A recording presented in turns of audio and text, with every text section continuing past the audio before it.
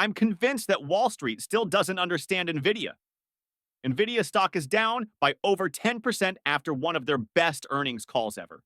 And I think I figured out why. So in this video, I'll break down everything you need to know about NVIDIA's latest earnings.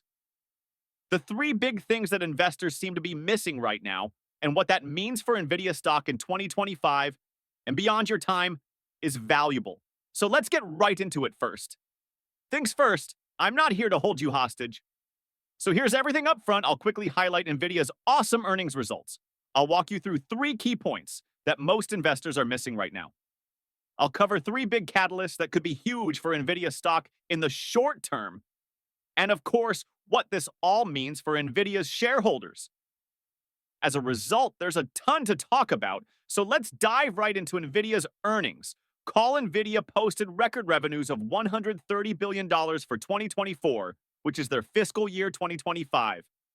Top-line revenues are up a whopping 114% year over year, and NVIDIA posted earnings per share of $2.94, which is up 147% from a year ago. After accounting for their 10-for-1 stock split last summer, NVIDIA's data center segment is their biggest business unit, by far accounting for 88% of their total revenues today. Those revenues came in at $115 billion, which is up by an insane 142% year over year. Just for reference, Amazon Web Services revenues came in at $108 billion in 2024, and AWS powers around one-third of the entire internet. So NVIDIA's data center revenues coming in higher than AWS's is a pretty big deal. One thing that's scaring Wall Street is that NVIDIA's gross margins fell to 73% in Q4, which is a 30-year-over-year decline. NVIDIA's chief financial officer, Colette Crest, said that the lower margins are due to speeding up Blackwell manufacturing, and that NVIDIA expects gross margins to be back to the mid-70s later this year. But what nobody pointed out is that NVIDIA's gross margins for the last 12 months came in at 75%, which is actually up 2-3 points from last year, even after accounting for Blackwell's expedited production. That's the first thing that Wall Street is missing, which I'll get back to in a little bit. 73% gross margins means NVIDIA is as profitable as most software companies. On top of that, their gaming revenues were up 9%. Professional visualization revenues were up 21%, and automotive revenues were up 55% all year. Over year, I'm not spending too much time on these segments because they account for just 11% of NVIDIA's revenues combined. But at this rate, NVIDIA's total revenues could hit around $190 billion for calendar year 2025, which would mean more revenues than Tesla, AMD, and Paler put together. That's pretty crazy, right? If you've been watching this channel for a while, you know that the key to finding great stocks is understanding a company's products, not just their profits. The best investments are usually in companies with platforms that other businesses pay to build on top of, and NVIDIA is worth around $3 trillion. Because every major tech company relies on their accelerated computing platforms. NVIDIA currently holds around a 90% share of the data center GPU market. And that's before Blackwell is fully ramped, which we know that NVIDIA is speeding up. Even if it means lower margins in the short term, that's because NVIDIA's hardware and software platforms are the picks and shovels of this entire AI gold rush. And how big it gets ultimately depends on how fast NVIDIA can deploy their solutions around the world. And they want to go as fast as possible because according to market, the global artificial intelligence market is expected to more than 8x in size over the next 8 years, which is a compound annual growth rate of 30% through 2033. But many of the companies building next-generation AI applications are not publicly traded. Think about the 90s and early 2000s companies like Amazon and Google went public very early in their growth cycle, but today they're waiting an average of 10 years or longer to go public. That means investors like us can miss out on most of the returns from the next Amazon, the next Google, the next NVIDIA. That's where the Fundrise Innovation Fund, who's making this video possible, can help you. They give you access to invest in some of the best tech companies before they go. Public venture capital is usually only for the ultra-wealthy, but Fundrise's Innovation Fund gives everyday investors access to some of the top private pre-IPO companies on Earth. With an access point starting at $10, they have an impressive track record, already investing over $110 million into some of the largest, most in-demand AI and data infrastructure companies. So if you want access to some of the best late-stage companies before the IPO. Check out the Fundrise Innovation Fund with my link below to today. All right, so NVIDIA's annual revenues and earnings per share both grew by triple digits year over year. On top of that, they're investing in Blackwell ramping even faster to maintain their massive market share. That's why margins are down quarter over quarter. Even though they're still up for the entire fiscal year, this is the first thing that Wall Street seems to be missing. As a result, NVIDIA is trading at a price-to-earnings ratio of 42, which is close to its 5-year low. In fact, the last time it traded at PE ratios, this low NVIDIA stock was just $11 per share. The second thing that most investors missed was actually a pretty big bombshell that NVIDIA's CEO Jensen Huang dropped during the Q&A portion of the earnings call. Let's walk through the question. And then Jensen's answer together, Timothy Aruri from UBS, asked Jensen to speak about how some of NVIDIA's biggest customers are balancing as ASICs and GPUs. For context, Amazon, Microsoft, and Google all have their own application specific integrated SE circuits, or ASICs, which some investors are worrying compete directly with NVIDIA's GPUs. And now we're seeing some superclusters use both kinds of chips together, instead of relying only on NVIDIA's GPUs. Jensen gave a pretty thorough answer, so I'm going to paraphrase a bit, but I'll show you his exact words on screen as I go. NVIDIA built very different things than ASICs. Even though sometimes they overlap, NVIDIA's architecture is general, which means it's great for diffusion-based their own application-specific integrated SE circuits, or ASICs, which some investors are worrying compete directly with NVIDIA's GPUs. And now we're seeing some superclusters use both kinds of chips together instead of relying only on NVIDIA's GPUs. Jensen gave a pretty thorough answer, so I'm going to paraphrase a bit, but I'll show you his exact words on screen as I go. NVIDIA built very different things than ASICs. Even though sometimes they overlap, NVIDIA's architecture is general, which means it's great for diffusion-based models, or vision-based models, or multimodal models, or text, instead of needing to specialize in any one of those. And NVIDIA's ecosystem is so big and feature-rich that most innovations and algorithms come out on CUDA first. NVIDIA is also really good end-to-end, from data processing and curating training data to the training, post-training, and inference steps themselves.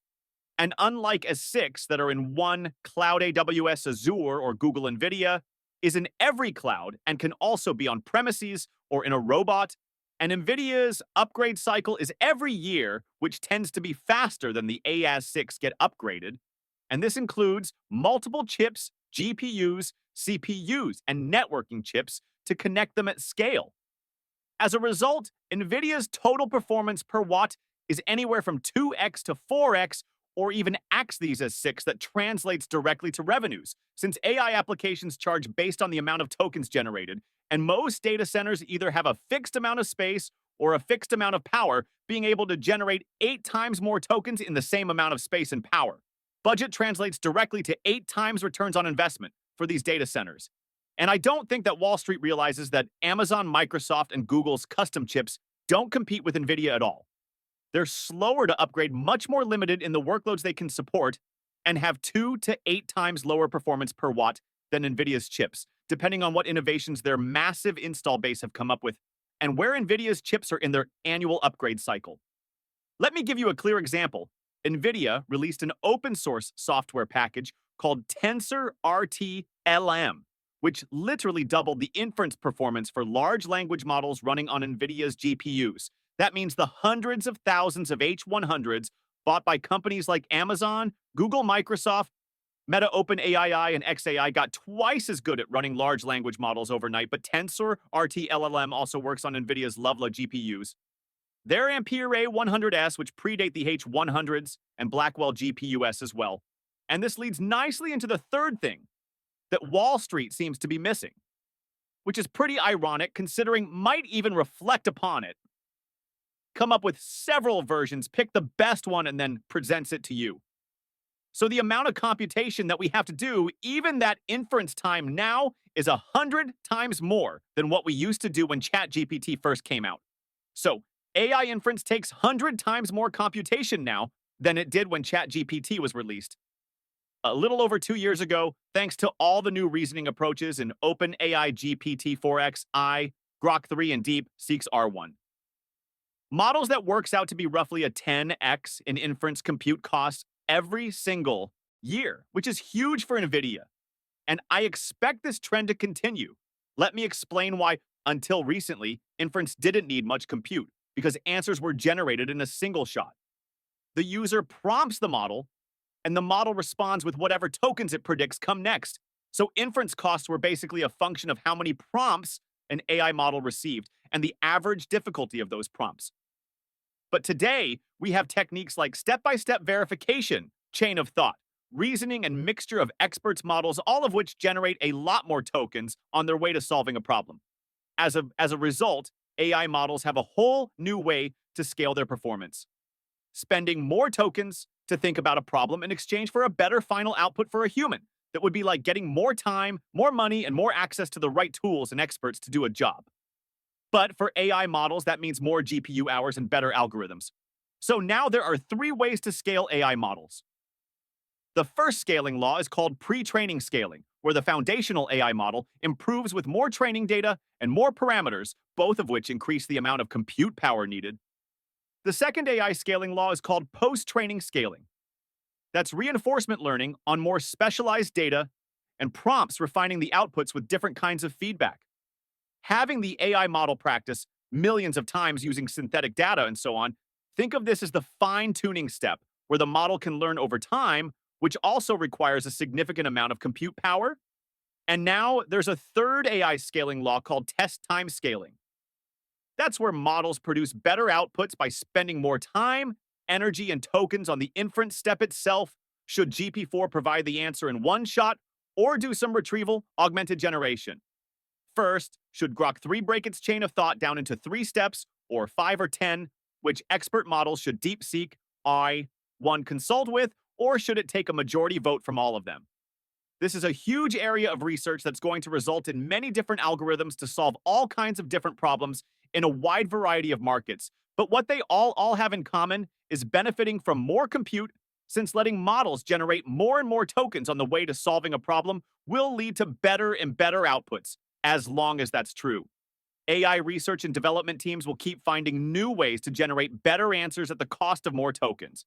And now we've come full circle because this is exactly why hyperscalers, supercomputers, and other companies with big data centers will keep buying NVIDIA's chips, which are anywhere from 2 to 8 times more power efficient than the specialized chips meant for specific workloads on specific clouds.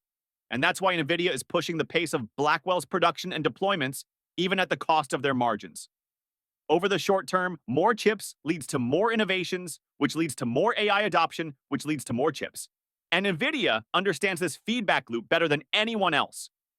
And now that I've covered NVIDIA's earnings and the 3 key points that Wall Street has been overlooking, let me highlight the 3 catalysts that I think will be huge for NVIDIA stock. And if you feel I've earned it, consider hitting the like button and subscribing to the channel. That lets me know to make more deep dives like this. Thanks, and with that out of the way, let's talk about NVIDIA stock. There are 3 big catalysts in the very near future. First, NVIDIA GTC is right around the corner, which is NVIDIA's massive developer conference. I'll actually be there live to cover Jensen's keynote, check out NVIDIA's newest products and prototypes, and attend as many sessions as I can on things like robotics, self-driving cars, and even quantum computing. I'll leave a link to the sessions I plan on attending in the description below, because they're online, absolutely free, and a great way to learn more about the science behind this stock. But the first catalyst is Jensen's GTC keynote, where I expect him to talk about the B300 Blackwell Ultra GPUs, which is set to ship in the second half of 2025. Remember, Blackwell is an accelerated computing platform, which means he should be talking about all the upgrades to the GPUs, but also the RCE CPUs, the Bluefield DPUs, NVLink, switch chips, InfiniBand, and Spectrum-X networking solutions. And it's not just about data centers. I want to understand how Blackwell performs at the edge by touring the entire exhibition FL at GTC and seeing Blackwell chips in everything from robots and self-driving cars to desktop PCS and even project digits. And of course, I'll be interviewing as many NVIDIA executives as I can and sharing everything I learn with you. The second catalyst is Compy, performance gains from chip to chip to chip. And the trend and performance that we can expect over the long term, the bigger the boost. Each one of these chips provides data center throughput the further NVIDIA extends its lead over every other AI chip maker, and the faster AI costs come down, which means more AI adoption across the board, both of which would obviously be great for NVIDIA stock. So between NVIDIA's awesome earnings, call the three big things most Wall Street analysts are missing: the upcoming catalysts at GTC at ComputeX, and NVIDIA's stocks PE ratio being near a 5-year low. My plan is to keep dollar cost averaging in for the long term, which means buying more shares as the price goes lower while keeping a healthy amount of cash on the side. And if you want to see what other stocks I'm buying before NVIDIA GTC, make sure to check out this video next. Thanks for watching to the end.